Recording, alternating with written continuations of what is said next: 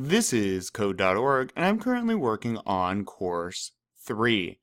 The lesson I'm on is the maze. Let's see, drag the blocks to match. Oh, okay. And as a teacher, I should let you know if you're doing this with your class, when you hit submit, your teacher gets your answer and can see it. You also cannot change it once you hit submit, so let's do this carefully. All right, if I look at this, let's see, move forward, so I would walk forward twice, then I would turn right, and then I would walk forward the same amount. Well, that would look like an exact even L. If I go forward twice, turn right, and then go forward twice again. Oh, well, here is an exact even L. Cool. All right, now this one, I'm going to move forward once and turn left. Okay, so that's a short little distance at first, just one step. Whoa, and then I'm going to repeat all the way till the sunflower. So there's only one turn in this.